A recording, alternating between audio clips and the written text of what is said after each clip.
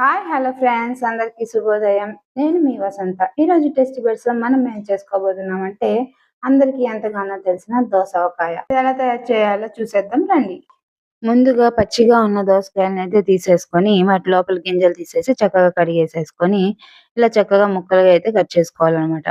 మన చిన్న చిన్న ముక్కలుగా కట్ చేసుకుంటే చాలా టేస్టీగా ఉంటాయి. ఇదిగోండి ఇట్లాగా. ఇప్పుడు వీటన్నిటిని కోసేసుకున్న తర్వాత ఒక బౌల్లోకి 1 టీ స్పూన్ ఆవపిండి, అలాగే హాఫ్ టీ స్పూన్ మెంతిపిండి, 2 ½ స్పూన్స్ సాల్ట్, 3 ½ స్పూన్స్ కారం యాడ్ చేసేసుకొని మొత్తాన్ని ఒకసారి అయితే కలిపేసేసుకోవాలనమాట. ఇప్పుడు ముందుగా మనం చక్కగా కట్ చేసుకొని ఉంచుకున్న దోసకాయ ముక్కల్ని కూడా వేసి మరొకసారి కలిపేసేసుకొని ఇప్పుడు అందులో కొద్దిగా ఆయిల్‌ని యాడ్ చేసుకుంటూ కొద్దిగా పసుపు వేసేసుకొని కొద్దిగా ఆయిల్‌ని యాడ్ చేసుకుంటూ మొత్తాన్ని చక్కగా కలిపేసేసుకోవాలి. చూసారా?